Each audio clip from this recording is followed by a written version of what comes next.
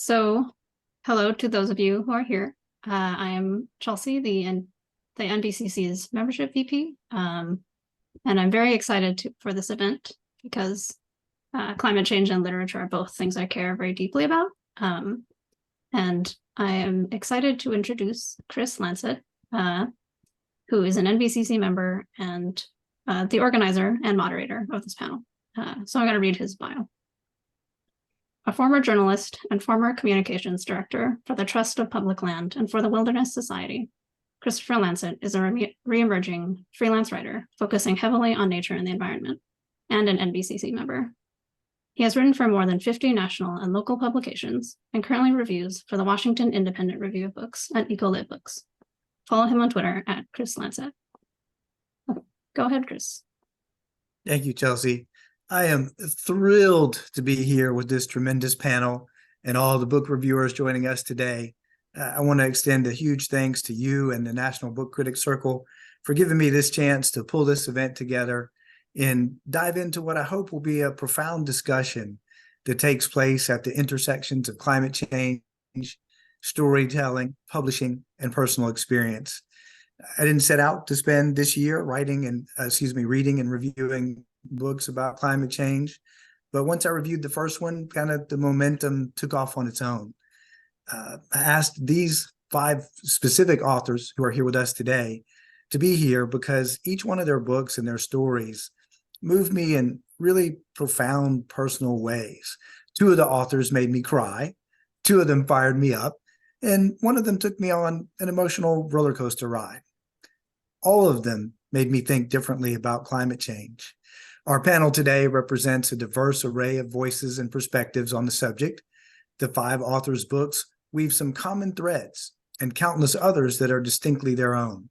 You'll hear today from writers of all stripes and even multiple stripes, essayist authors, a scientist, environmental philosopher, fiction writer, and minister. On behalf of the National Book Critics Circle, it is my great pleasure to introduce today's panelists. In alphabetical order, the New York Times bestselling author of more than a dozen books on nature and the environment, David Gessner's latest book, A Traveler's Guide to the End of the Universe, Tales of Fire, Wind, and Water, explores what the world will look like for his college-age daughter when she turns 60, the age he was at the start of the book. Kyle Meyaard-Schaap comes to climate change from a perspective that's rarely discussed in mainstream media, that of an evangelical Christian. His call to Christians to take up the cause of climate change, following Jesus in a warming world, a Christian call to climate action, has the potential, in my mind, to move the needle of public opinion, perhaps more than any other book that's currently on the shelves. Premee Mohamed, so excited that she's here with us, is a Nebula, World Fantasy, and Aurora award-winning Indo-Caribbean scientist and speculative fiction author based in Edmonton, Alberta. In The Annual Migration of Clouds, Mohamed depicts human struggles on Earth after the climate change apocalypse has struck and what our obligations are to each other in such a time and place. Christopher Preston tackles climate change from 2 fascinating perspectives as an environmental philosopher and as the author of Tenacious Beasts, Wildlife Recoveries That Change How We Think About Animals, a new book that shows how wildlife can serve as partners with humans in the effort to combat climate change. And last but certainly not least, a finalist for the Pulitzer Prize, Elizabeth Rush has released a new book that examines climate change from the perspective of motherhood and an expedition to Antarctica. In The Quickening, Creation and Community at the Ends of the Earth, she documents her internal debate about the ethics of having children in the climate change era while listening to what the ice has to say about the future of our planet. Now, I've got some opening questions for the group as a whole that I'll throw out to the panel, and then perhaps an individual question for each author to kind of get this climate change discussion started. And then I'll be looking into the chat box for the questions from reviewers. Please put them in. I'll be looking at them throughout our program tonight, and I may bounce back and forth between your questions and ours. So with that, let's get started. And I think the best way to break the ice is by talking to the author who has seen more of it than any of the rest of us. Elizabeth, welcome. And why Antarctica? Oh, goodness. So I had been writing about sea level rise and its early impact on coastal communities all around the country and all around the world since about 2010. And I feel like I kind of grew comfortable with the idea that there was a certain amount of uncertainty in future sea level rise predictions, like 3 feet, 6 feet, 9 feet by century's end. That uncertainty is something that you have to live with and plan with. And a lot of folks who are living on the front lines of flooding currently know it at a deep level. And yet, probably like 5 years into covering that beat, I started to hear the name of this glacier, Thwaites, which has been nicknamed the Doomsday Glacier. So you might know it as that name in the time since, but Thwaites is kind of considered the biggest wild card. It's the widest glacier in the world, and it rests in a part of Antarctica that literally no humans had ever been to the place where Thwaites discharges ice into the sea.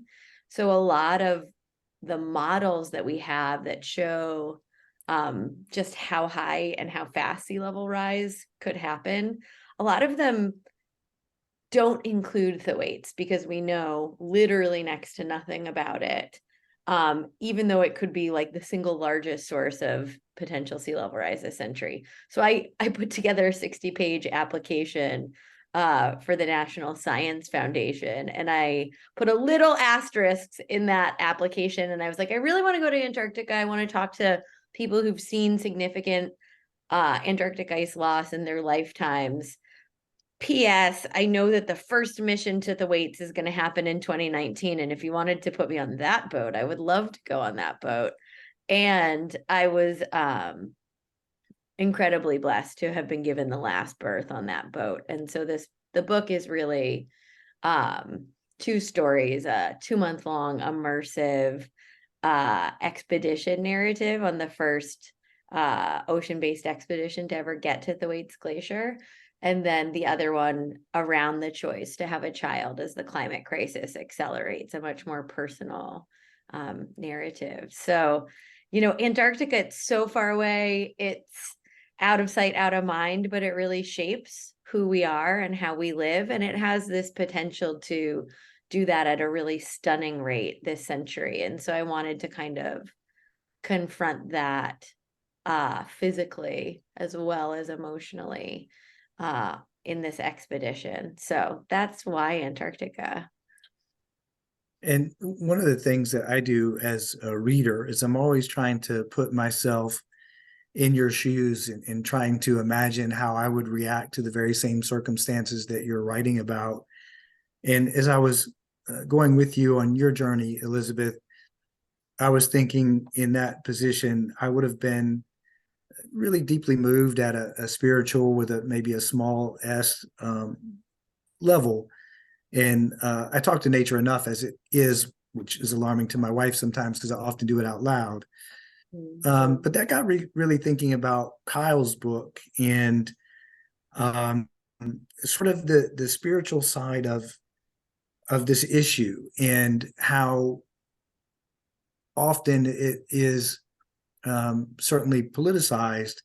And Kyle, you had what I think is the bravery to really start to show evangelical Christians a new way of looking at climate change. So I was wondering if you could tell us how you got interested in the subject, first of all, and secondly, what made you decide that you cared enough about this to write this really beautiful book. Yeah, I grew up in a conservative Christian community that talked next to nothing about climate change. It wasn't even that it was the butt of a bunch of jokes. It's just that it mattered so little that it was never talked about at all.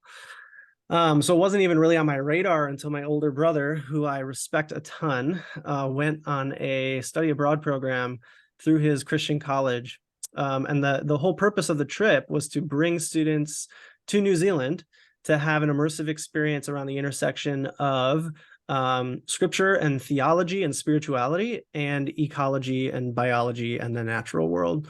And he came back totally transformed. And I think the climax of that transformation for me, when I realized, wow, this is something new, is when he announced to the family soon after he came home that he was a vegetarian now because of the choices he had made. And that totally floored me. I didn't know anybody like me who had ever made that choice. I couldn't fathom anyone like me making that choice. And so I kind of had my own choice to make, to lump my brother into this caricature of people that I had built up in my mind that would choose something like that, or to suspend my assumptions and to hear his story. And he was patient and gracious in bringing me along. And he was the first person who kind of gave me permission to think about something like climate change as a Christian. In other words, he taught me that I can care about climate change because of my faith and not in spite of it. And that kind of spark was fanned into flame when I went off to college myself and had my own experiences like him, where I felt viscerally the impacts of environmental harm and climate impacts on living, breathing people. And at the same time, I was studying religion and getting ready to go to seminary, feeling called to serve the church, but not entirely sure how. And for me, that discernment and wrestling process was inseparable from these experiences that I was having, meeting farmers in Kenya and folks living in rural West Virginia, drinking poisoned water because of mountaintop removal operations next door. And I kept coming back to the words of Jesus when someone asks him, what's the most important law? And he says, love God with everything you got and love your neighbor, as if their present circumstances and future prospects were your own. And I thought about Larry Gibson, and I thought about Margaret in Kenya, and I thought about Robert, a father in New Orleans who lost his mother and granddaughter in Hurricane Katrina. And I thought, I literally don't know how to love these people well if I don't honor their stories, and if I don't do what I can to try to make sure that they have the ability to flourish and thrive in a healthy, stable climate. And I don't know how to love God, who made a beautiful world and revels in it and tells us to take care of it and love it too, without taking climate change seriously. So for me, my entry point, it was my faith and it was people. The title of my book is apt because I don't always consider myself quote unquote an environmentalist. I'm first and foremost a Christian, and I'm just trying to follow Jesus. And I don't know how to follow Jesus when he says love God and love everybody else without doing what I can about climate change and trying to help my fellow Christians do the same. You know, Kyle, and I've shared this with you in our previous conversations as I was reading your book, it was the first time I ever felt like I had a tool that I could use to speak to members, quite frankly, of my own family who are of a different religious perspective than I am. And so I just was really impressed with the bridge building capability that's coming out of your book. But also, as you were writing, I just kept thinking, what a tenacious writer making this case. And then here comes Christopher Preston taking tenacious in a whole new direction, writing about some tenacious beasts. And I just love the cover of this book. So what got you thinking about tenacious beasts, and what is one? Well, I'm a writer and an educator, like many of us on this call. And for a long time, I thought my job was to, when I was standing up in front of students, to just persuade them about how serious these various crises are, the climate crisis and the biodiversity crisis. And I think for years, that's what I was doing. Until I realized, well, actually, they know that. They know how serious the crisis is. And what they need is some kind of picture or vision of what the other side of the crisis looks like. And so as I was beginning to realize that, I was starting to recognize that some beasts had come back real strong from the brink of extinction. And so what's a tenacious beast? A tenacious beast is an animal that has faced extinction. Sometimes there's only been a few dozen of them left. and then they've come back strong. And so I wanted to profile some tenacious beasts to give people a vision of what things could look like if we got it right, if we stopped doing the bad things we're doing and started doing some things that were a little more friendly to the rest of life on Earth. So that's the motivation here. And it turns out that there's all kinds of climate implications of animal recoveries. And so these two crises actually turn out to be tied into each other in really interesting ways.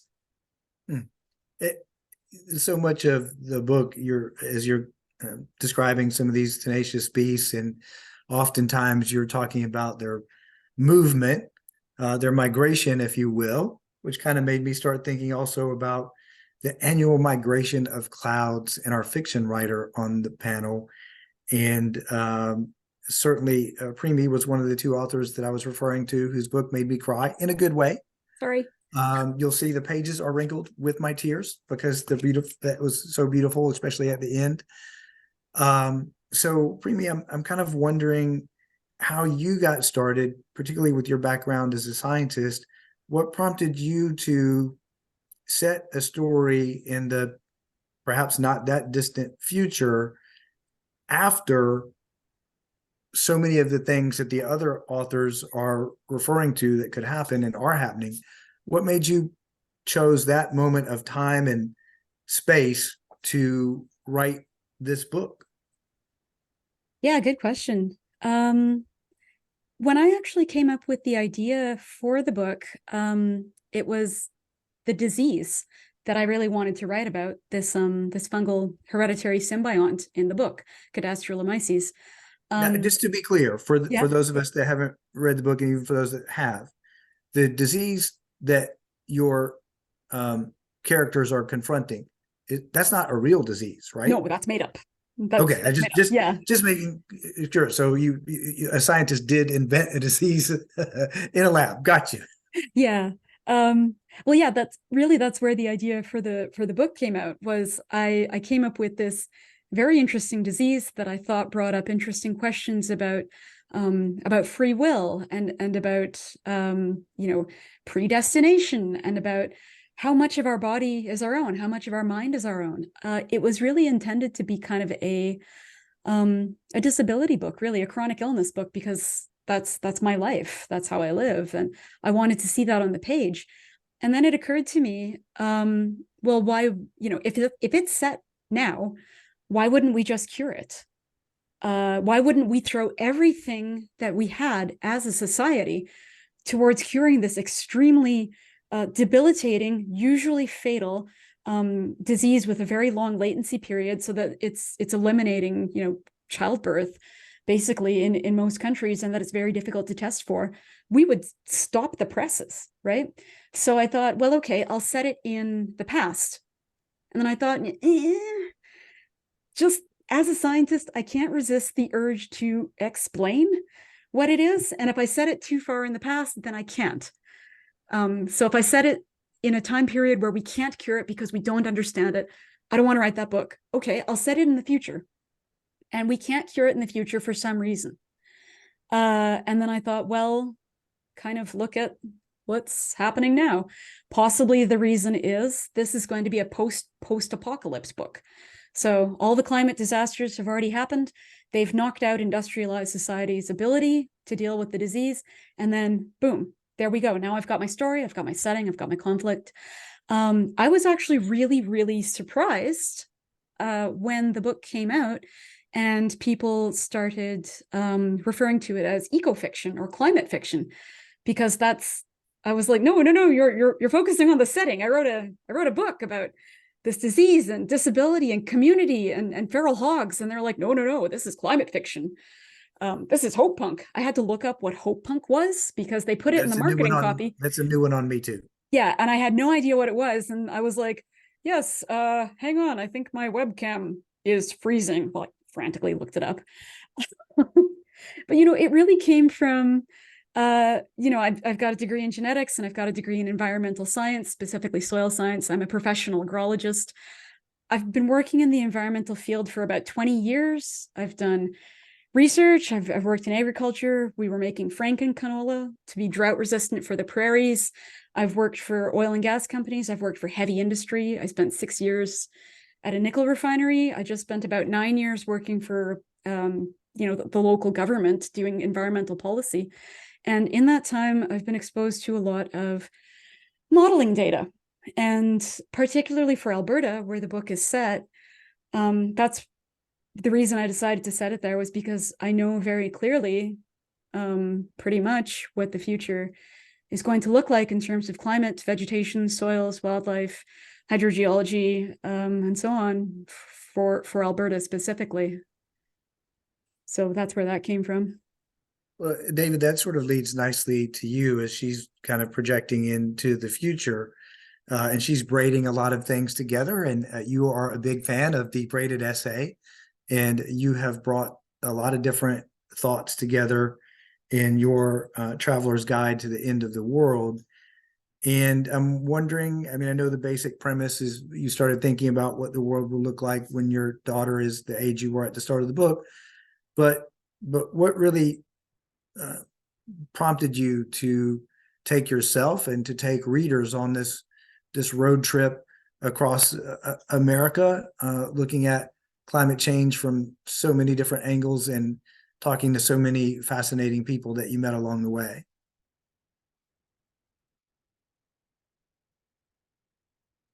You're on mute.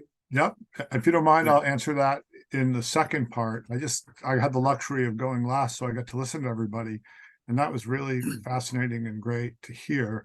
And so I want to just focus in on two things: ice and hope. Ice, you mentioned braiding. I just read on Sunday at our art museum here a piece called Beneath the Ice, which braids three different things: following the Colorado River to its source, basically by plane, by swimming in it, by walking beside it, by hiking in the melting glaciers, and my mom's time in having Parkinson's over the last 6 years. And Beneath the Ice was kind of the metaphor for the way we repress, the way we can't really, and I don't say that in just a critical way, like bad us, we repress. I think we don't sit around all day and think about our death. We're all going to die, everybody on this thing. And it's hard to not blinder out climate at times. And so the climax of that piece is me just happening to hear as I'm driving down from Boulder to Denver.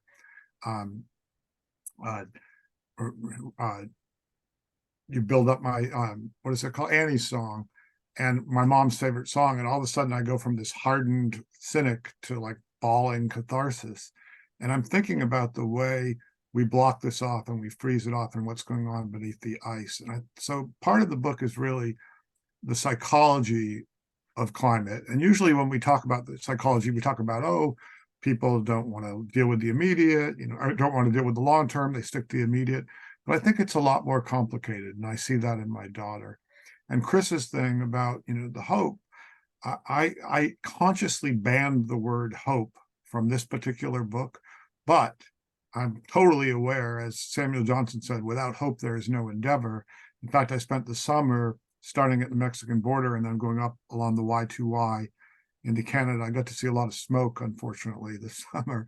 But, thinking of Y2Y and the path and the tenacious beast there as kind of something that could keep me afloat. Very quickly, my book did come about in part by imagining my daughter Hadley, who was a big climate sunrise activist person in high school and is now at NYU, imagining what she would be like in 2062, what the world would be like, and asking scientists. And I got all sorts of answers, of course. But it also came about because when I started traveling after the pandemic, the first place I went to was DC, which was in total lockdown mode. Weirdly, as you know, Chris, my classmate was Jamie Raskin, so I interviewed him there, after January 6th, and it just felt apocalyptic. My next stop was in Boulder, where I used to live and was always a place of healing for me, and it was just covered in smoke. The next stop was Moab, where Ken Slight, who some of you know is Seldom Seen Smith, the character in Monkey Wrench Gang, he's an old friend. and he just lost his study Quonset hut in a flash flood, in a fire, and we went to celebrate and kind of help him recover, and a flash flood came ripping down his valley. So I was just like, apparently I'm supposed to write about this. And I was doing a reading in Salt Lake, and I said, I'm just going to push off to Paradise, California, which was undergoing a new fire after the Camp Fire 2 years before this, the Dixie Fire. And I just went into the one eating establishment left, started talking to people, and many of them had lost their houses 2 years before and were now having to evacuate again. And one woman just said to me, everybody doesn't understand climate is a personal story. It's one person's story. So pretty much from then on, I, through a combination of consciously going to places like the coast where I live in North Carolina, and accidentally, say, flying down to a student's wedding in New Orleans 2 weeks after Ida, it just seemed everywhere I turned, there was climate. So I determined I wanted to just follow what was happening in my life in the book. Obviously, this is an event with the National Book Critics Circle, and I can't help but think about this issue from, I guess, the business side, from a lack of a better phrase. And I'm really curious to hear from each of you, when you went to your agents and you went to your publishers and said, I'd like to write a book about one of the most depressing subjects that there is. What was the initial reaction that you got from your own circle there? And since your books have come out, and I know, Elizabeth, yours is hot off the press. Quick aside, David, so that you don't think I've plagiarized you, of Beneath the Ice, you may see that in a headline of a book review that maybe I wrote that's already been turned in about Elizabeth's book. So disclaimer I'm there. honored. Yeah, I was anticipating what you read and wrote in advance, and pre-stole it. So I'm wondering what the reaction was from your agents in the publishing community. What's the marketplace for this subject? And maybe Kyle, you might have had the toughest task pitching this book.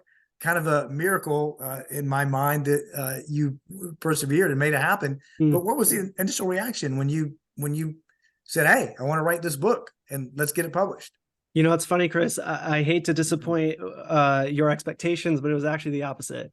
Really? Yeah. So the response to my idea to write a book for evangelical Christians, making the case for why our faith should lead us to address climate change with all of the speed and urgency and at the scale that is demanded, was welcomed. It actually happened such that I didn't even engage with an agent. It was simply a connection with somebody at a publisher who I had a connection with, and we reconnected, and he had been following my work, and he said, "Have you ever thought about writing a book?" And I was like, "Yeah, I kind of have, actually." Connected me with an editor. I submitted a book proposal, and we were off and running. And I submitted the proposal to a few other Christian publishers, and everybody was equally excited about it.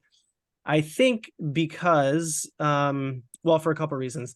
I think if you're on the outside looking in at the evangelical community, you'll be forgiven for thinking that it's a lost cause, it's hopeless, they're never going to be reached, they're never going to get it, because that is a well-deserved reputation for decades and decades of apathy and inaction.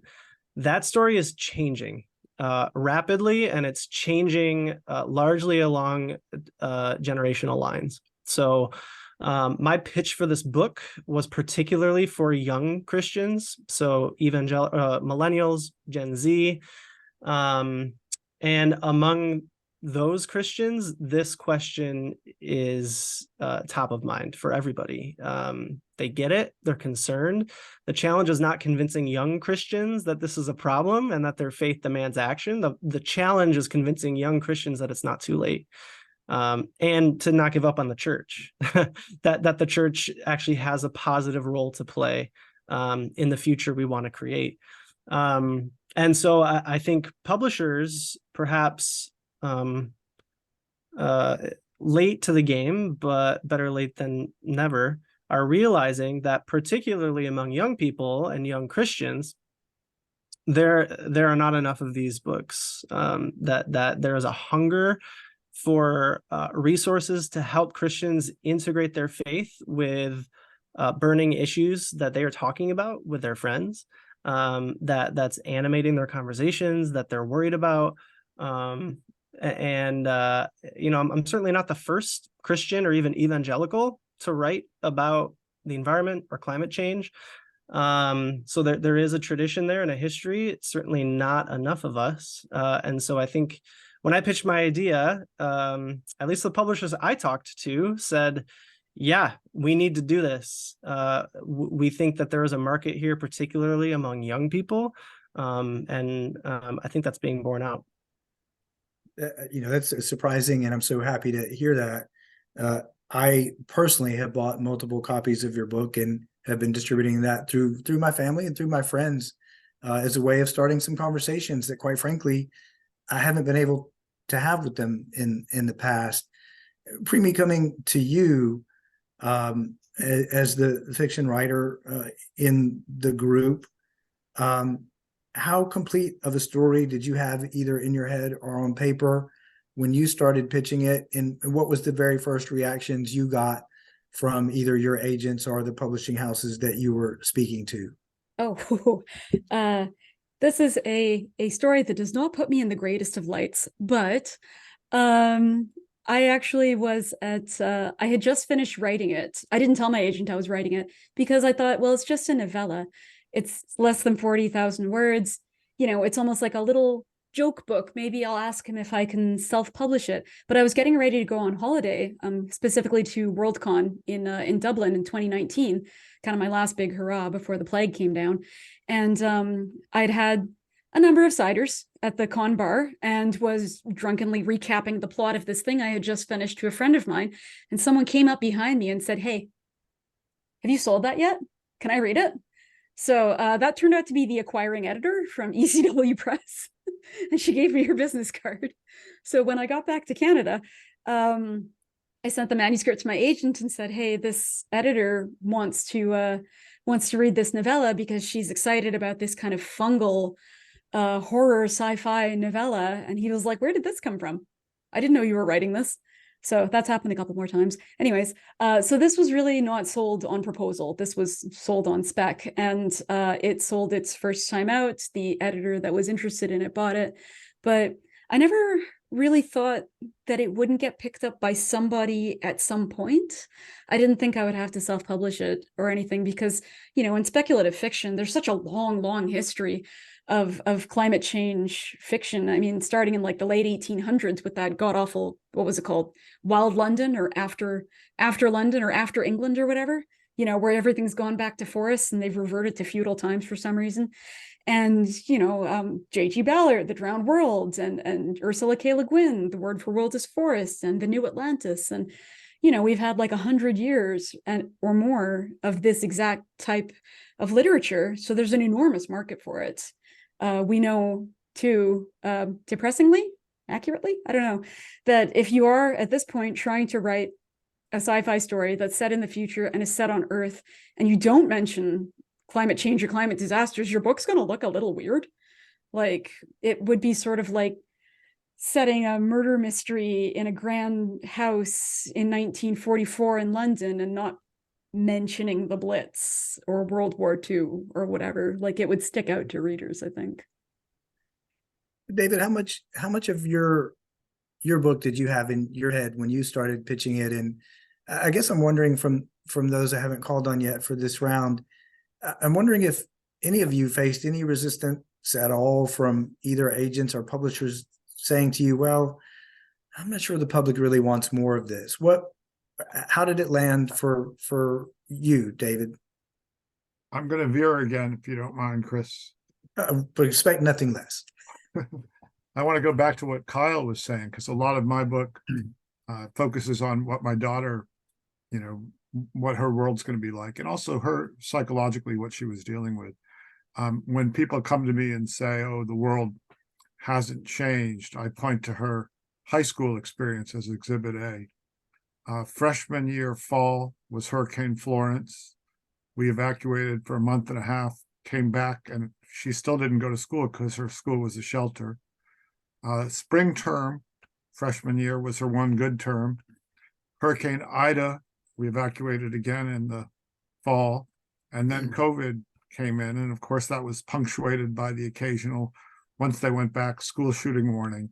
And I was like, this is a different world that I'm in. And I've watched her actually move from kind of, I'm not an activist necessarily, and she's got the activist gene I don't have. And I've watched her kind of move. She's now at the Tisch School at NYU. And I've watched her move toward film and her career and leave that a little behind. And I don't blame her. You know, I don't think she's a doomist. But on the other hand, I think like a lot of her peers, she's like, this thing is coming and they're doing nothing.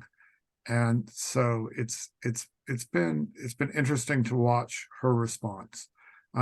I made it a point in my book not to have bullet points and not, I'm a big fan of all sorts of climate writing, but I wanted to do something where, like I said, I didn't mention hope that much. I went in a lot of different directions. I didn't have bullet points, but as I gave talks this summer, people would, especially younger people and a couple of young professors in Colorado, would nail me on it and say, well, what should we do? And I said, I don't want to do it. I didn't, I said, this is a book without that. It's just describing what is, it's not what should be. But I would finally say, I guess if I were starting out in my career, I would make sure my career overlapped with the most important, the most vital existential problem we face, right? Because we don't blinder out our career stuff. I would do that. And as a writer, I would say, find your own voice for it.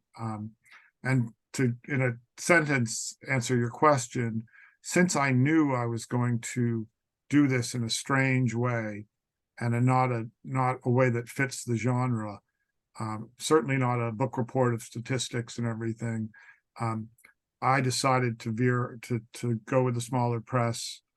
Sometimes I publish with Norton and Simon & Schuster, but sometimes I publish with independent presses. And I just wanted to do it the way I wanted to do it. And I knew I would get pushback at a bigger place. We spoke earlier about our students going toward the personal a lot. Well, I like to have a personal thread. I mean, I'm a fan of Elizabeth's earlier book, The Rising, where, you have the personal thread and you have you have the reporting. There's a beautiful, this I don't even know if it's out yet, but The Age of Deer by Erica Hauscher is a wonderful book that does that. So I said to hell with it. If I sell 5,000 books, that's or whatever, many books, that's fine. I just wanted to do this one kind of my way. So Christopher and Elizabeth, what I'm learning is that the precept of my question was wrong, and that your road to getting all these books published was super easy. And maybe I can have one out by tomorrow. Christopher, was it that straightforward that you went to whomever and you pitched the idea and they said, outstanding, count us in? Well, for me, the pitch right from the get-go is this is a good news book about wildlife. And of course, if you're an agent or an editor, you're going to think, what? Good news about wildlife? That it's got to be wrong. And actually, my biggest fear, I don't know how much this was a fear of the publisher, was that I would get called out for being wrong about wildlife. And, in some respects, whatever good news there is about wildlife is set against the backdrop of climate change. So even if I can tell a good news story about humpback whales right now, it's not clear that humpback whales are going to be doing fine 25 years from now. So there is a little bit of tension here when you go out and try and make a bold claim, tell a positive story. There's a little bit of a worry that story is going to collapse. But I think the publisher and the agent sort of thought, well, that's Christopher's problem. He's got to just tell the story as well as he can, and we'll see where it lands. And Elizabeth, I want to find out your road to publishing with this. And then for folks who may have joined us later, feel free to start putting your questions in the chat. I've got it in the corner of my eye. Happy to bounce back and forth between any questions that come from other reviewers joining us today. But Elizabeth, tell us a little bit about how your book came to be, and if there was any resistance at all along the way. So I guess there was a tiny bit of resistance. I ended up selling this book to the editor, Joey McGarvey at Milkweed Editions that I worked with on my previous book, because I loved our relationship. And I knew that I would probably be a new mom while I was writing this book. And I imagined that was going to be difficult. And so I wanted like a traveling companion that I trusted. And I mean, I think she's brilliant, and our friendship is probably like the most important new adult relationship I've had in the past decade. So it was kind of a no-brainer for me. My agent said to me, you could get a lot more money if you went somewhere else, actually. And I was like, yeah, I'm not really interested in that. I want to make the best version of a thing that I can make. And I know I can make it with Joey. I don't know if other people feel this way, but writing in the climate space for me can sometimes feel like a book takes years to write, and the climate conversation changes so rapidly right now that I think I had a preoccupation around, how does it stay timely? How does it stay necessary?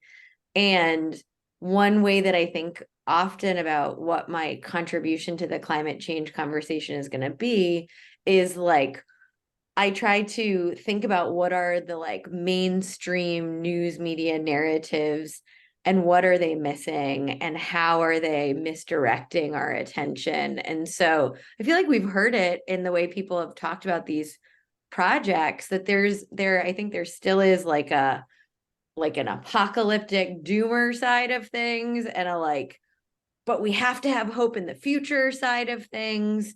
I find those polls sort of frustrating and reductive. And at the same time, in the hope conversation, I think there's a lot of community action, collective action is going to save us. And I don't think we have many literary models for what that looks like. And so I was really interested in that question of like, if this book can be about collective labor, how do you make that into a story? Like, we're so used to first person narratives, especially in the context of Antarctica, like of conquest or the exceptional individual sallying forth and doing something extraordinary. So as I participated in this mission, I recorded 213 interviews on the boat with my shipmates, from the cooks and the galley to the, able-bodied seamen from the Philippines. And I transcribed them all and made this archive of people's lived experience on this boat, with the idea that somehow I was not going to be the only narrator. There was going to be a kind of collective or polyphonic register of the book. So actually the book, half of it's formatted like a screenplay. And it's really about this extraordinary community that coheres around a set of concerns, and how, like, what is achievable when you work with other people towards a shared goal. And so to me, that's like, oh, that's actually a part of this conversation that just gets missed when it's in the news, and it gets missed with clickbaity headlines. And it happens, I think, in all of the places that people in this conversation are writing from. Like, it's actually the community that forms around these concerns that is cohesive, a source of hope, a source of like uplift or potential possible futures. And so to me, that part like never got stale. And that felt, some part of me is like, I guess, I don't know, is it saleable? Sort of, maybe. I want to like add something to the conversation that's missing, and I want it to be as artful as possible. So I think I put that first in the sale of the book. And I'm really happy, like I'm happy with what we made together. And I'm happy that, you know, I think of it as a book that has 34 different narrators and they're my shipmates and they were all part of the process. Like sometimes I tell my writing students, like the community that you make as you write is actually the artistic thing, right? And the universe that you get to inhabit with your peers, the way it asks you to engage with the world, like that's the real change. Don't get too attached into like, oh, I'm going to write a book and this policy is going to change because of my book. That's a really, it doesn't always work that way, but you can make something extraordinary with other human beings. Another thing I'm curious about, sort of along the same lines, of course, apart from the really thoughtful reviews done by yours truly, what has it been like trying to get these types of books reviewed generally compared to perhaps other books you've written in the past? I've seen a lot of reviewers do great reviews as well. And I'm happy to see that from someone who is decidedly pro-planet. I'm unabashedly, unobjectively pro-planet. But if you could just maybe in a nutshell, tell us a little bit about some of the challenges or some of your reactions to getting the book review community interested in these kinds of books. And David, as I spent a week with you where you would say, look at the gopher outside the window, write about it now. You first. Well, I'll build on what Elizabeth said about these kind of cliches of the genre. The, you know, the doomsday one, the apocalyptic one. My book is called, you know, it has the end of the world in it, but that's with a wink because, you know, I, from the beginning, the genre, you know, with Bill McKibben, The End of Nature, great book, important book, but one kind of model where we get to something like The Uninhabitable Earth, where to my mind, there's a little cherry picking of doom there. No offense to the guy, but, so you get those, you get what Elizabeth's calling, you know, the hope, what I think of as the bad hope, you know, and you get that in the news reports too, like, oh, 10,000 acres are on fire, but here's a little plant over here, you know, like that. They have to always end on that upbeat tick. So I'm interested in ways, you know, you can break the mold of that genre, and, you know, and also maybe sometimes you can write it without, you know, the way you write literature, right? You're describing what is. It could be tragic, it can be this, and it doesn't have to be prescriptive at all, basically. I mean, that's one option, right? And obviously with Premee and fiction, you do that, but we can do it in nonfiction too. But so I think that the books that often get reviewed in the New York Times, for instance, are, you know, in that mode of big book reports, quoting scientists, you know, this is, and written in that kind of like authoritative, no human being behind it voice. I actually think that weirdly, the Wall Street Journal does a lot better job with this sort of book, with kind of the milkweed environmental book than the Times does. And I think that there's, you know, I think the Post is getting, Washington Post is getting better, but it's interesting what is expected. These books is what tends to get highlighted, and you don't want to get too messy or hypocritical or human, or, you know, that's not what they're looking for in this particular genre. But I think it will be, and of course there are exceptions to that. Kyle, I come to you next, and I recognize this is the National Book Critic Circle, and that none of you are going to say, wow, the book reviewing community is really terrible. I'm sorry if there are any New York Times reviewers out there. I love you. You're great. Go. Yeah. So recognizing that we don't want to consciously pander to the audience, but Kyle, what's been the reaction you've seen from some of the reviews out there?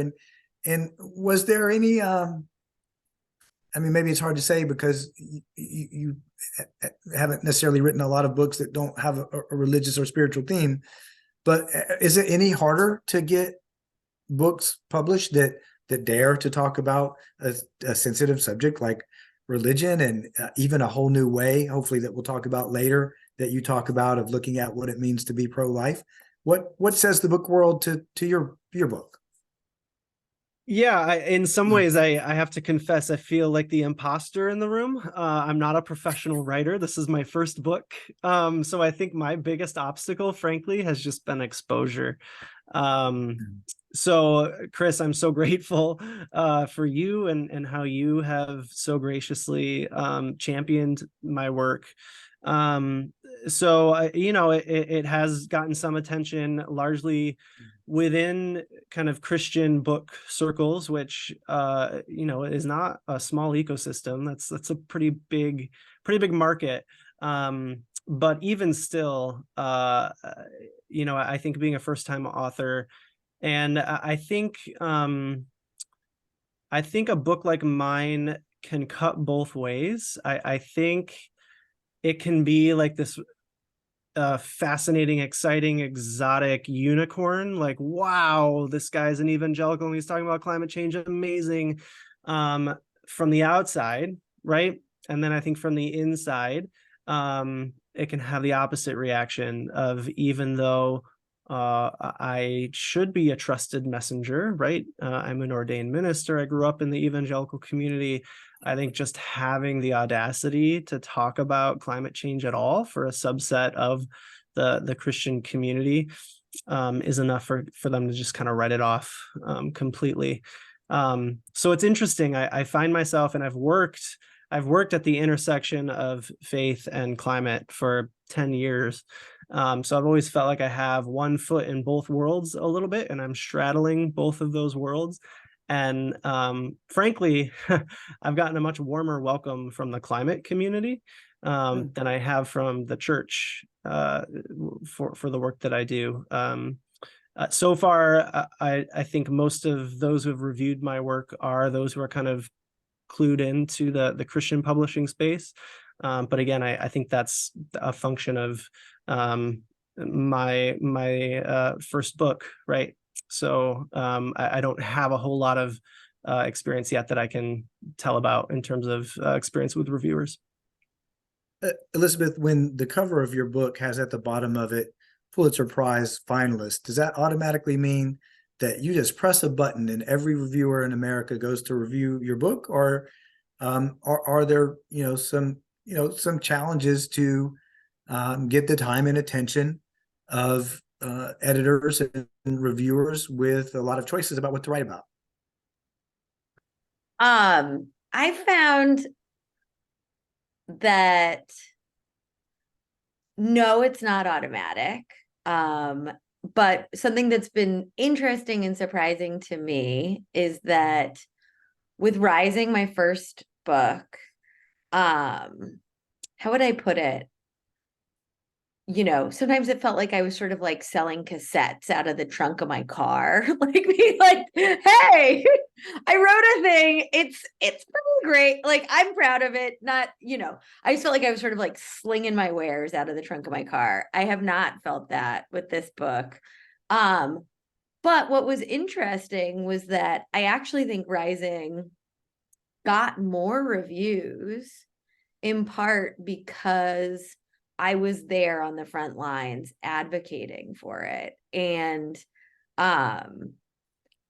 no one tells you this, that when you get to be a finalist for a big prize, like, a lot of what happens in the aftermath is that some of your writing time starts to get diverted into the supporting of that book in the world and into dealing with being like a public figure. And so having kind of like lived in the aftermath of that wonderful news, which literally has changed my life forever. And I feel like, okay, I can actually at some level know that I can be a writer and a teacher of writing in perpetuity if that's something I'd like to do. Like, that feels sort of solid in a way that it never felt solid before. And I am so grateful for that. It has also become way more important to guard the writing time that I have. So with the launch of The Quickening, the new book, I, said to my publicity team at Milkweed and my agent, I was like, I can't sell this book out of the trunk of my car. I literally, with Rising, I did like a 43 city book tour. I was on the road forever. And I was like, I have a 3-year-old. I just can't do that this time. And so I feel like the book has been reviewed not as widely as Rising, in part because I'm not such an immediate activist and advocate for it, in part because I can't be. And I also think that, the thoughtful reviews that have come out about it are part of my writing community in some way, shape, or form. So it is not like, oh, my buddy reviewed my book, but I've been writing for LitHub for years, or I've been, I'm a contributing editor at Orion. I know that like my agent is friends with the person who ended up writing the review at the LA Times, like, not to make it seem so networky, but I think there's something sort of positive here, which is like, I do think that writing communities support one another. And if you're an active and participant, I write book reviews, I'm a contributing editor, like in the spaces where you are active and a citizen, they're more likely to take some time to uphold and uplift your work. And I think that's challenging because that sets a very particular bar for participation. But at the same time, the writing community, I think when you participate in it, it gives back to you. And I'm grateful for that. So I don't know, the review process has been different this time, and that's fascinating to me. Premee, you mentioned earlier kind of the challenges of writing a novella. What are the challenges of getting a book like that reviewed? Now I'm going to be pitching reviews of your next book, so I'm about to find out firsthand how that goes. But what's your experience? And then I want to come to Christopher on the subject, and then I'm going to change tracks completely.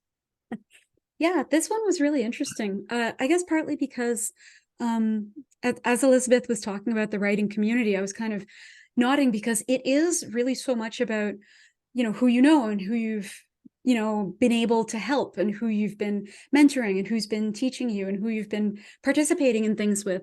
So my debut novel came out March 14th, 2020, straight into the teeth of the pandemic. So like I haven't had any book tours. I haven't really done a lot of events. Everything's been virtual. It's been really hard to kind of get any traction. And of course, I have the terrible shame of being Canadian. So it's hard to get my stuff into like American outlets as well. But Clouds really, for some reason, I guess partly because my publisher positioned it deliberately to try to straddle that kind of speculative fiction, sci-fi, audience and lit fic, which I did not think I wrote. They really pushed it to a lot of reviewers that I think would not have looked at my other stuff. Most of them haven't. So I'm looking here now, like it was reviewed by Lightspeed magazine, which is a very big deal. It was reviewed by the Ancillary Review of Books, which only reviews sci-fi, fantasy, and horror. It was also reviewed by Prairie Books Now, and they haven't looked at any of my other stuff because they only look at non-genre fiction. So this one kind of got lucky in that people who were willing to kind of overlook the fact that it's a science fiction book set in like 2090 were reviewing it and telling people to read it despite the speculative elements, which drives me nuts because if there's one thing I don't like, it's genre snobs who are like, oh, I don't read that kind of stuff, that sci-fi fantasy stuff, blur. But that's really how it got some traction, and it even came up for a couple of local book awards. So it got into the local paper and it got into CBC, and so that kind of led to its review sort of halo, I guess, compared to my other books. So that's been really interesting to see because it came out in 2021 and people are still reviewing it. Like there was just one the other day. It came up on CBC, 14 Canadian books to read for Earth Day.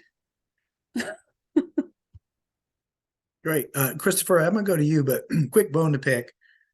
little frustrating for some of us who are not as far along with our writing as you are, to look at somebody who is as gifted philosopher and academic and also writes in such a fast-paced, exciting way. It just seems like you have too many skills for one person. It's kind of irritating, but I'm going to let that slide for the next half hour. What has the book world reaction been for you? I should say first, Chris, I'm extremely grateful that you said that in your review, that yes, my day job is I'm an academic philosopher, an environmental philosopher. That's what kind of pays the bills.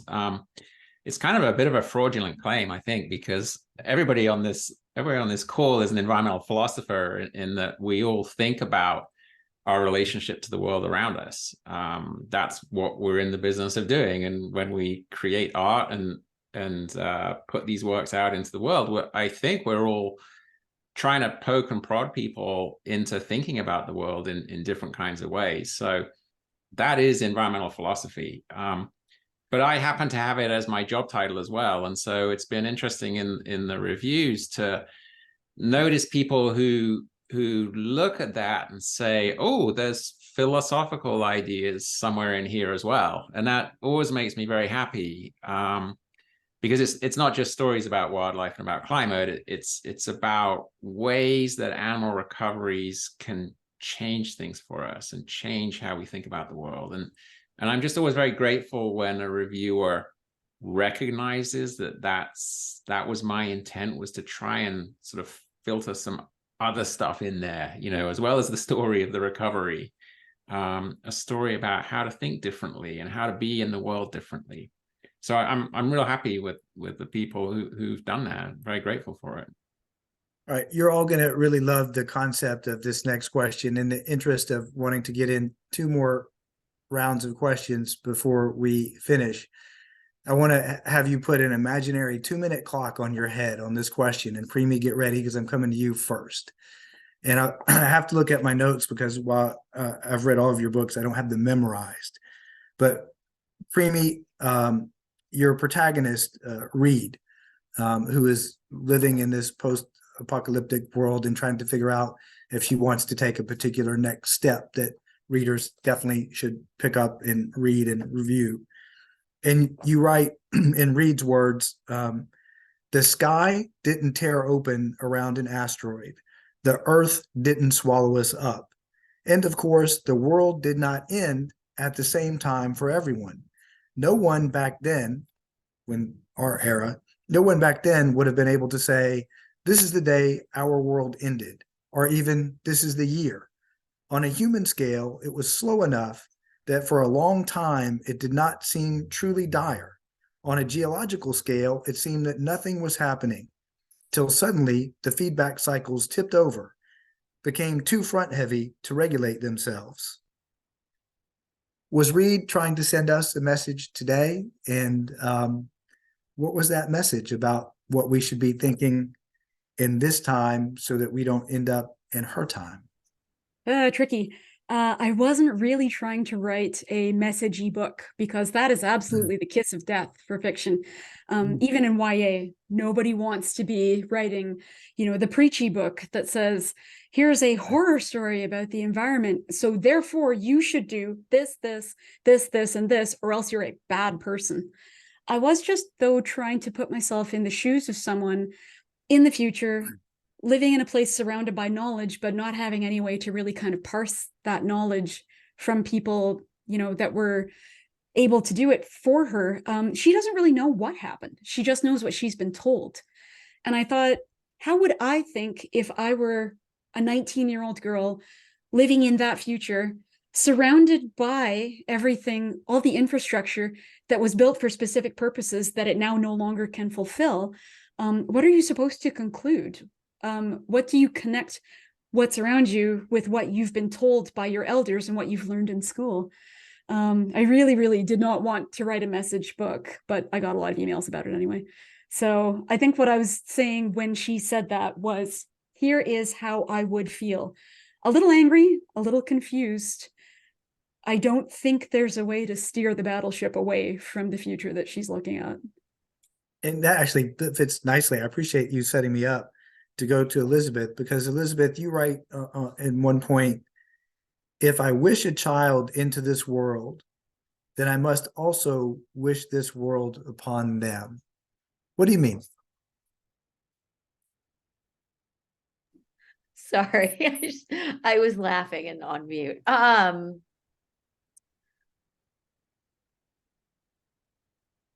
There is something that I'm gonna pause for a second and just say there's something that I like about like the tightness of the way that line is written, and that I feel myself resistant to unpacking it, because I like how neatly it ties those two sides of the coin together and kind of makes them of one package. So there's I was laughing because I actually feel a quite strong resistance to unpacking that for some reason. Fair enough. I think I should say I trained as a poet originally, and I try to bring a like exactitude of language into the space of nonfiction, and there's some part of me that's like inside that exactitude there's also a bit of mystery that leads to a little bit of what you were talking about, Premee, which is like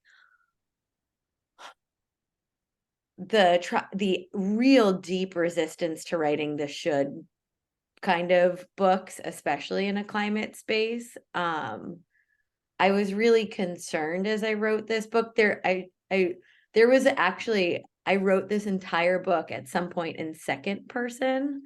And I did that because I really was like, oh, the part that's about Elizabeth Rush going to this glacier sounded to me at some level a little bit like it echoed the old explorer narratives, the like Shackleton and Scott and the like exceptional, well-heeled men from the global north sallying forth and doing something extraordinary. And I was like, oh, I don't really want this book to be about me. So I'm going to write it in the second person.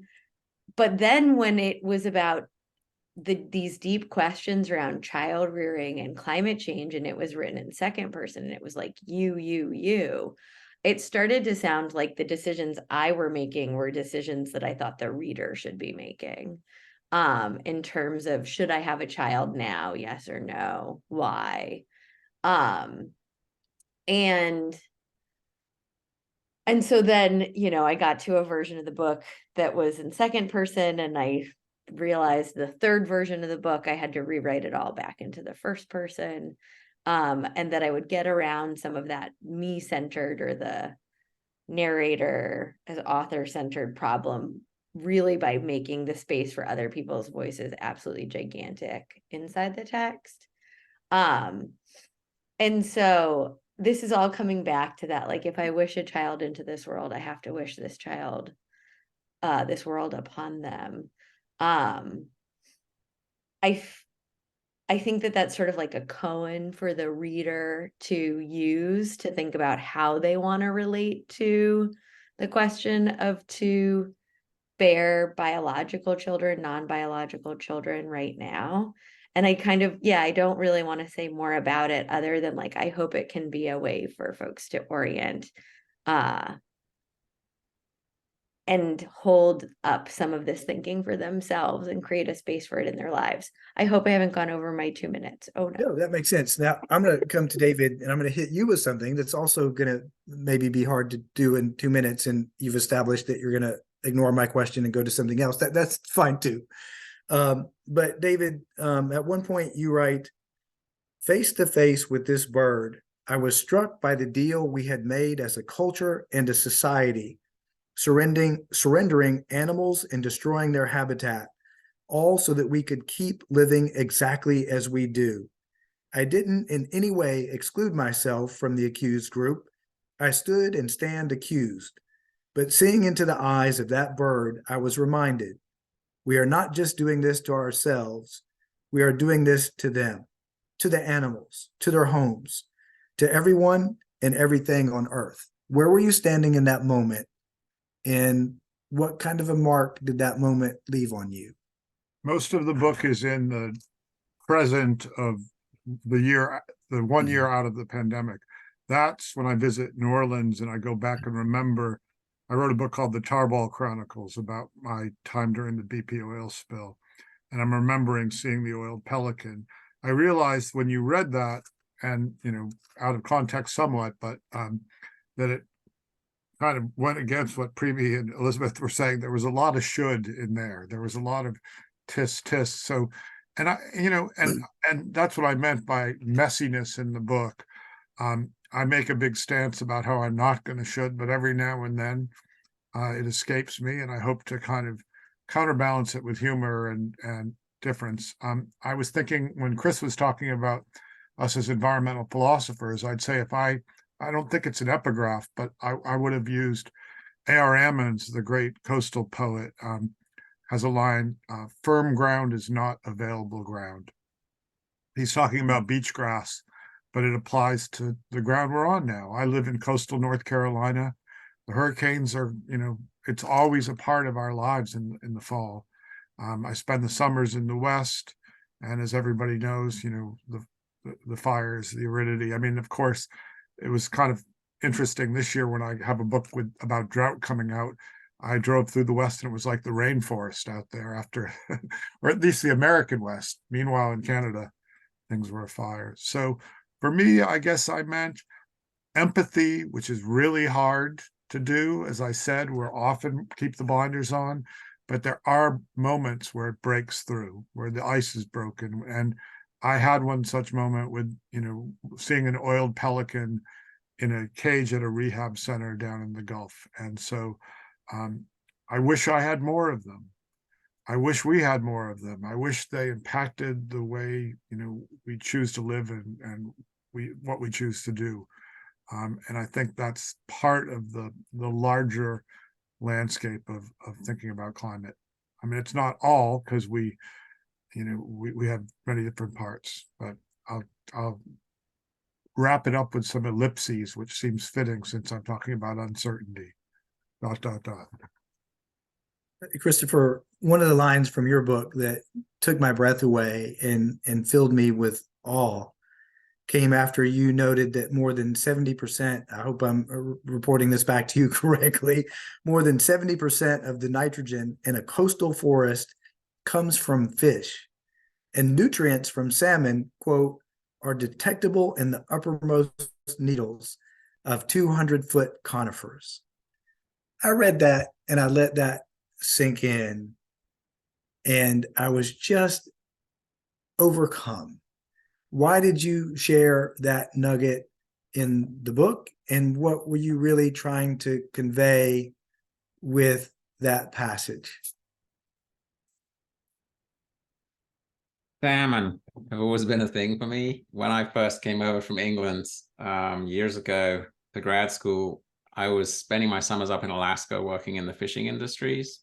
And so I've always just thought salmon were the most incredible thing. And they are definitive of the Pacific Northwest, and especially the relations of tribal people to those salmon.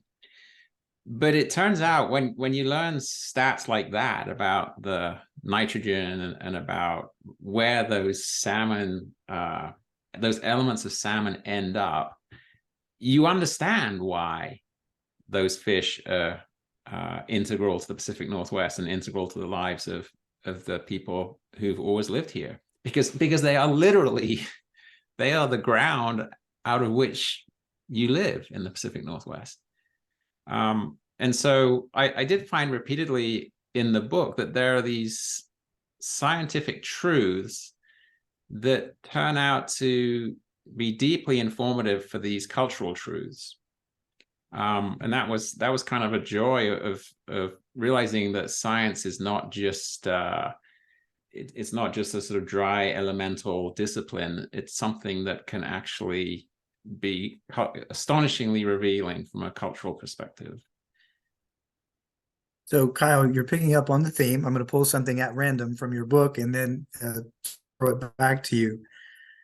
But the passage that really struck me, one of so many in your book, really took me back to standing in Rachel Carson's house, which is a few miles from where I live here in Silver Spring, Maryland. And you write, I listened hard. I heard absolutely nothing. No cacophony of, butchered that words, of birds calling to one another from the branches of Appalachia's old growth pines.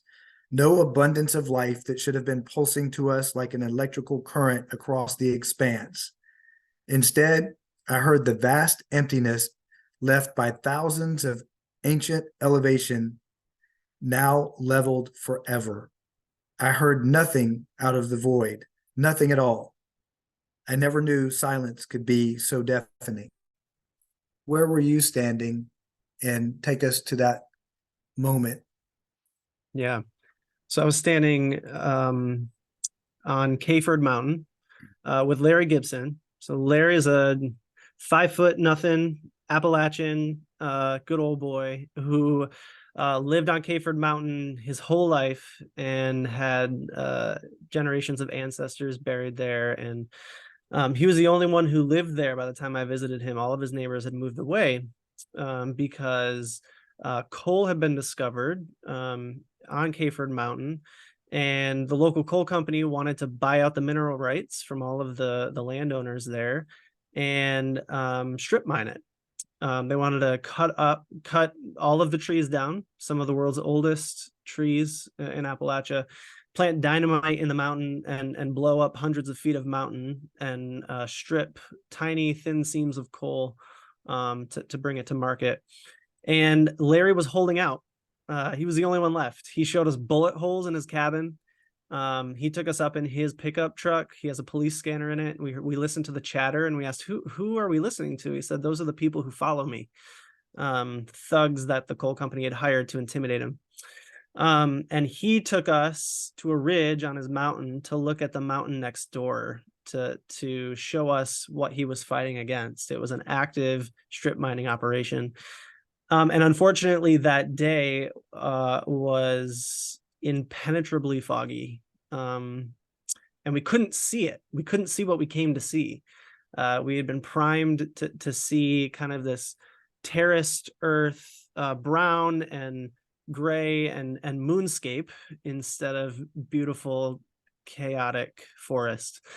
And so Larry, I think, sensed our disappointment and he said, don't use your eyes, use your ears. Close your eyes and listen.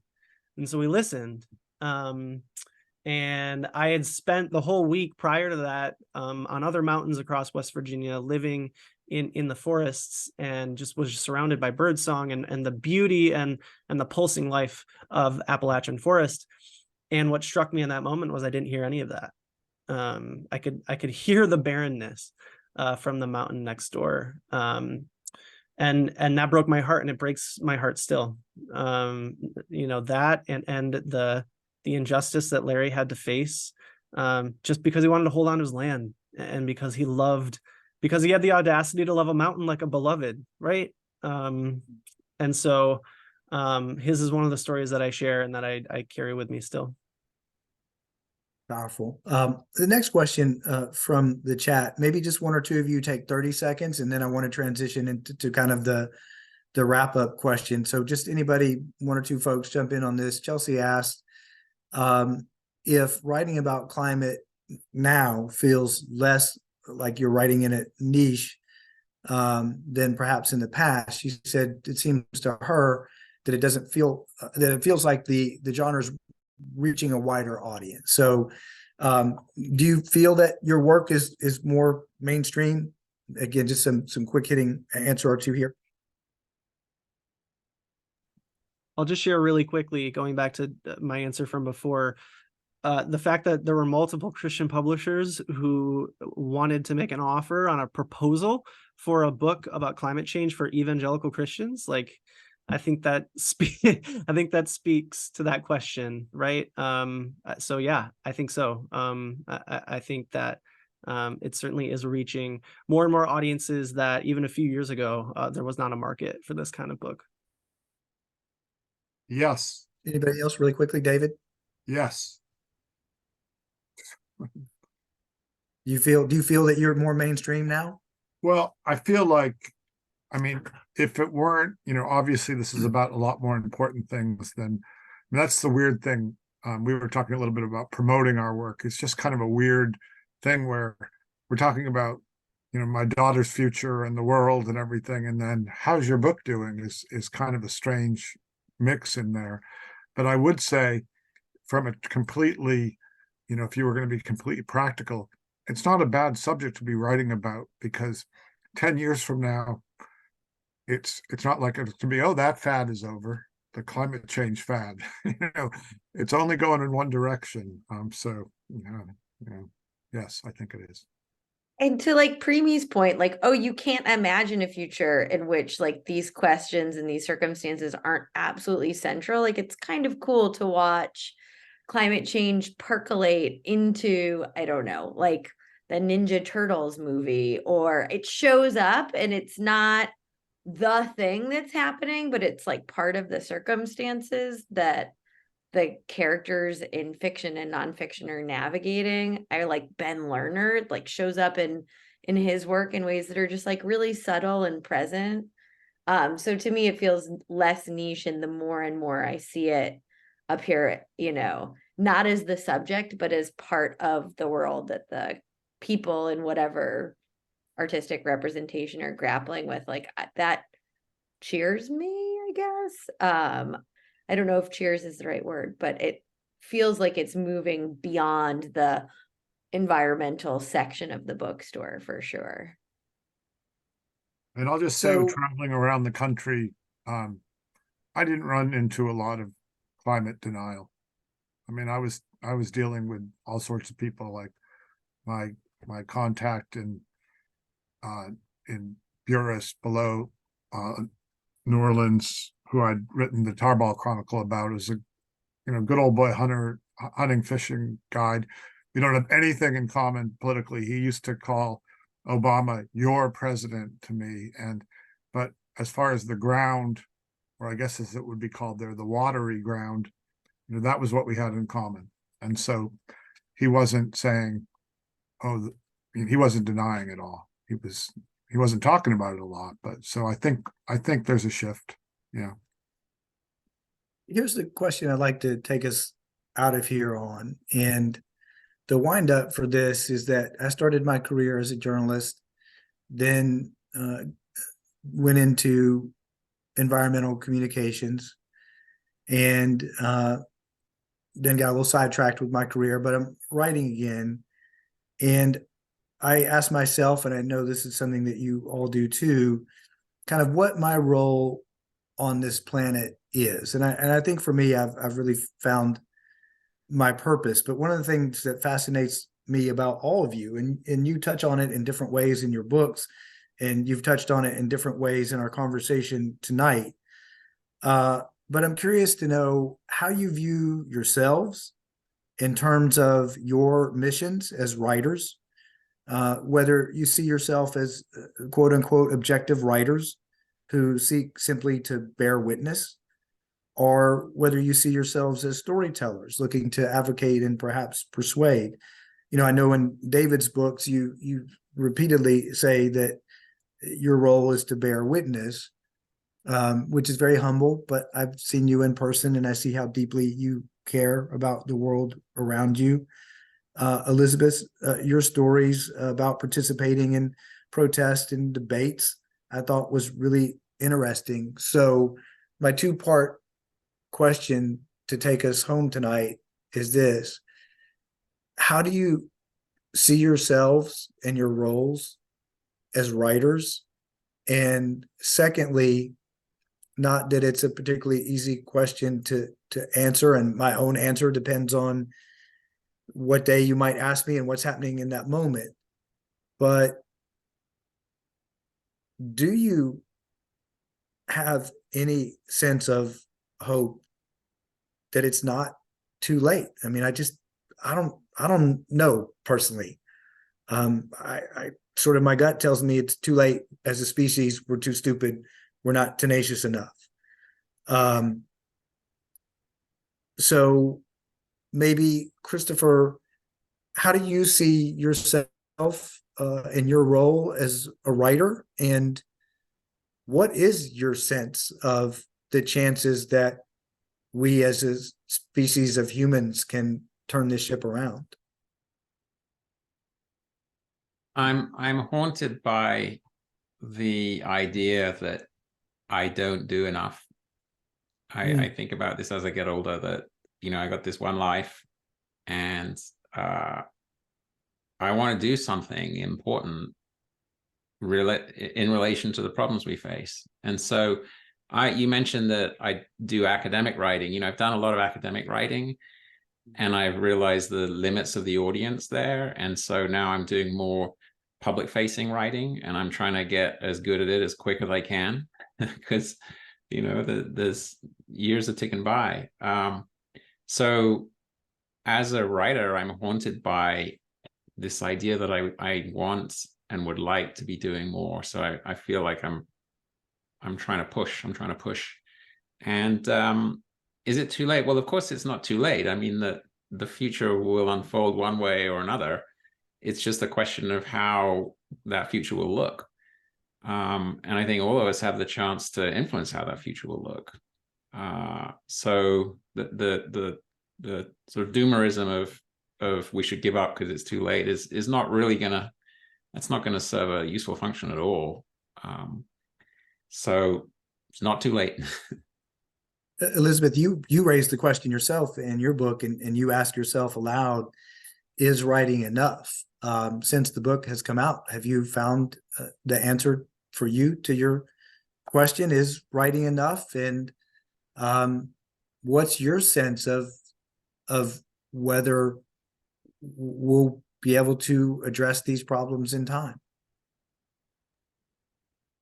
I'm totally with Christopher that it's not too late, because everything that we do right now, like if you keep the planet from eating a fraction of a degree, or if you put like a more just development law in place in your coastal community, like all that matters to people and other human and non-human species. I think my very personal answer to the question, is writing enough, is for me it's part of enough, but it on its own probably isn't. So I've been doing a very specific project in a community 10 miles from my house that is about partnering with residents who are really on the front lines of flooding in that community, and helping them navigate emotionally, like helping them develop emotional tools to navigate the uncertainty that they face, while also building a bridge of communication between them and the city planners, so that as the city plans to, ultimately undergo managed retreat in this neighborhood, that you have resident voices at the table talking about where they want to go and what they want to see happen there and what they want to hold on to. So I feel like I just think everyone should do something at a scale where their actions can have meaningful impact. And that's probably way closer to home than we tend to think about in the climate space. And as you start to do some of that work, you'll be given the gift of having a community and working, towards a shared goal with other people. And I don't want to say that that's hope or optimism or whatever, but that actually changes the weave of your life and the weave of your neighbor's life. And you are making considerable actionable change where you can see it. And I think that we need to both have stories that do more of that and talk at that scale. And as we do that, as I do that myself, I feel like I can at least see possible alternatives than the large scale devastation narrative that we're pretty familiar with, and that doesn't feel really good to live inside of all the time. One of the things I love about all five of you and admire about all five of you is that you're making a difference in the world in your day jobs. You're making a difference in the world with this kind of writing that you do. And then you do all these other things, like David taking a group of people to Colorado and really trying to turn us into better writers for the wild. Premee, you're making a difference as a scientist. You're making a difference as a writer. And I'm wondering how you view your role as a storyteller and what your sense is of us as a species being able to avoid the fate that ultimately Reed and her community land in a odd way. Your fictional character, I feel so deeply in love with her and her plight that it made me want to fight harder to address this issue than sometimes the news of the day. So how do you see yourself as a storyteller, and what's your sense of the future? Wow, yeah, asking some really easy questions here. Yeah, this is hard for everybody, I think, that writes fiction. And of course, I'm suffering from like massive imposter syndrome talking to all of you guys, because I don't come from a writing background. I come from a science background. And so these two things are constantly in conflict in my mind. I'm writing these stories that I hope are the literature of the imagination, that are showing people how to imagine a world where maybe the worst happens, but humanity hits and rolls and gets up. And that's what a lot of speculative fiction is trying to do right now, is trying to write narratives that are different from the past 100 years, which are all like, oh, the sheep look up. They're just nuclear fear narratives, end of the world narratives in different clothes. And I think people got tired of those. They got tired of the survivalism.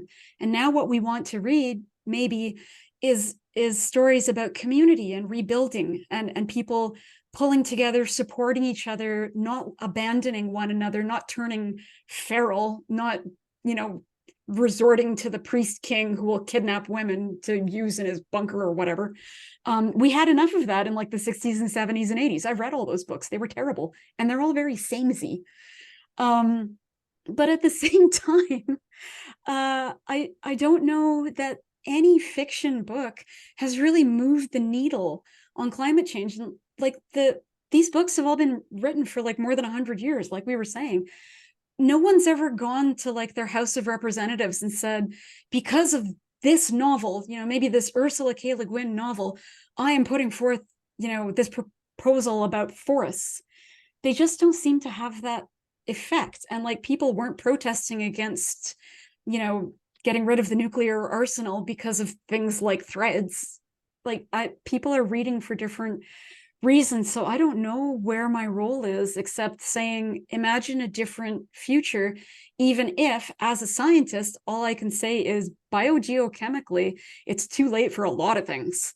And the things that are going to be changing very rapidly in the next 5 to 10 years are not going to happen in a linear fashion. It's going to be basically logarithmic. We're not going to know where those tipping points occur until after they've occurred. We don't have good enough monitoring data for a lot of parameters. And after spending 9 years working in environmental policy for a petrostate and realizing eventually that every piece of policy my group wrote had to be passed through CAP, which is the Canadian Association of Petroleum Producers, before it could get to the decision makers, was pretty depressing. And I think there's a lot of captured regulators worldwide that are preventing a different future from happening on a global scale, which is where we need these things to happen. And I can't help but think, like, 2023 was one of the biggest years ever for US oil production. 2024 already is scheduled to be even higher than that. No one's doing what's needed. I don't see how we turn the battleship at this rate. So wow, I'm a downer. Sorry. No. We're looking for honesty. And Premee, before I go to David, I just want to push back really quickly in that my own experience of reading your book, I mean, it just touched me profoundly. And I think you may underestimate the impact that kind of a story can make on people, but we'll pick that conversation up another day. I know I can't be the only one reacting to your book that way. David, you wrestle a lot in your books about the subject of bearing witness versus doing more. Have you reached a resolute answer with yourself, or do you find that it's not sort of an either or situation? How do you see yourself? What's your sense of whether it's too late? A lot of things everybody said so far have really struck a chord. Chris's point, I wrestle with this in a big way, both on the page and in real life. I started as a very ambitious writer and a fiction writer primarily. Early on, I wrote a book called Sick of Nature, and sometimes I feel like every book should be called Sick of the Last Book.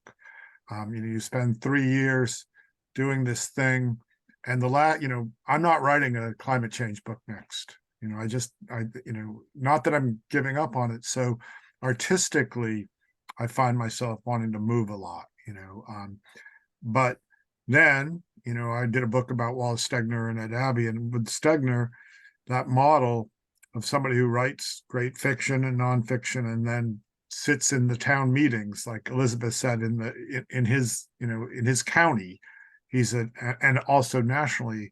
I mean, that's a pretty impressive model. One I have failed to live up to in a big way. I mean, I've been more concerned with my writing and teaching. And so I'm a little haunted by it too. As Chris said, I'm haunted by what I haven't done.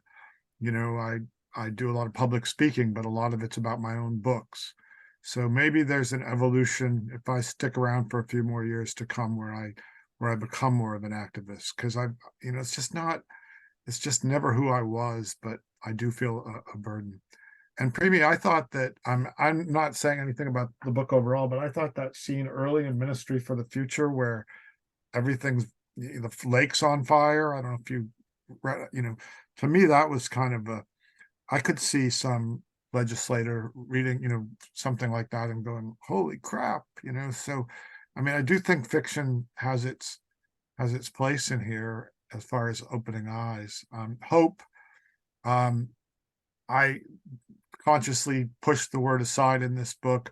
I, of course, believe in the world. My whole premise is I'm going to be dead and my daughter's going to be alive in whatever the world is. I did read a very subtly depressing book by Adam Wells called The End of Eden. And the reason I found it super depressing is it's micro, it's going into red knots, the birds, and why, it's all these little things in this mechanism that's been built over millions of years that are wrong.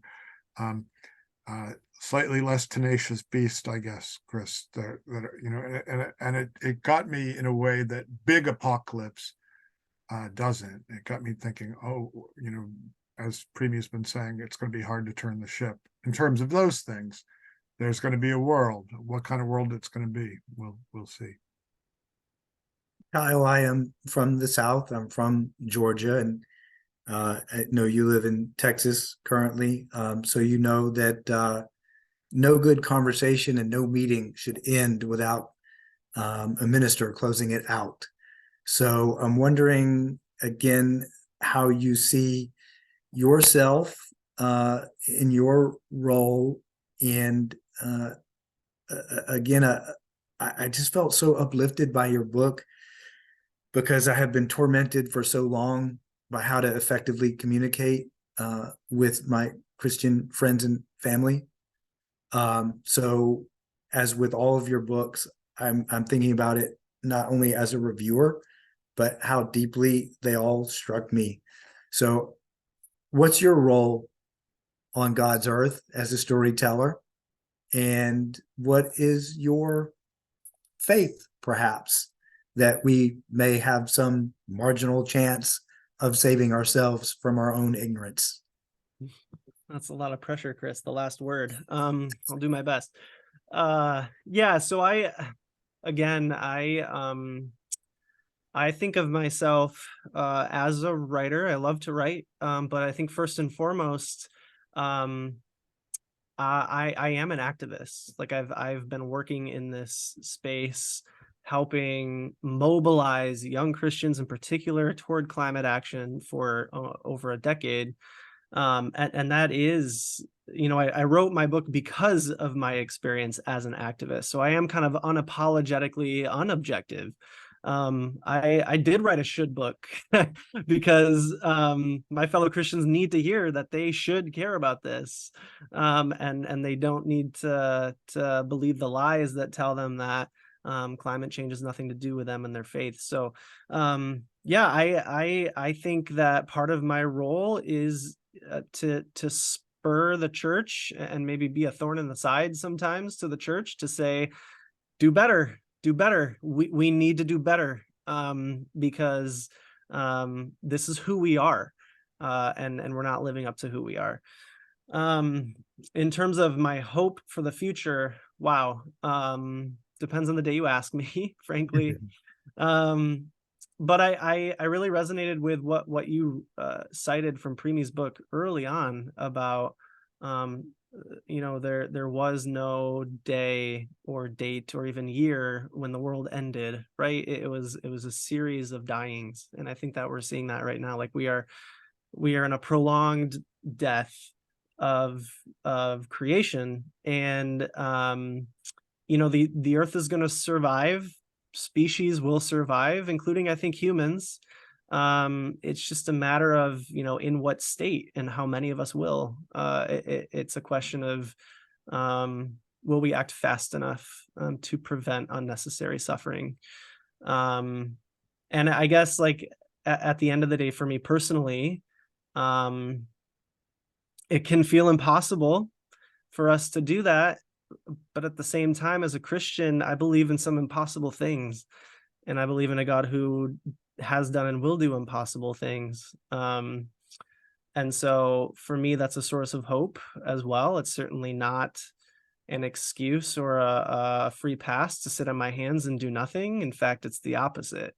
If I'm gonna be faithful in following after a God who does impossible things in the world, then I better be ready to roll up my sleeves and try to participate with him in that.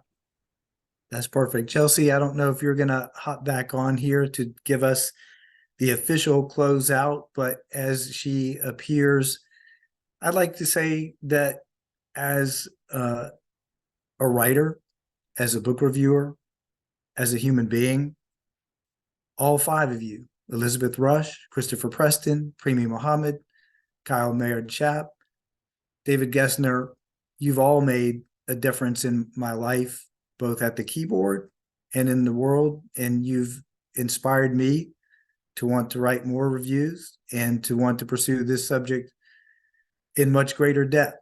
So I thank all five of you for your work. I thank all five of you for your contributions to this world. And I thank all five of you for taking so much time to join the National Book Critics Circle tonight. Chelsea, the floor is yours. I don't think I have much to add to that. But yeah, once again, thank you all so much. This has been a really interesting conversation, like very thought-provoking. And thank you so much to Chris for doing all the hard work of gathering us all together. Quite welcome. Thank you, Chris. Appreciate you being here. Yeah, thanks so much, everyone. And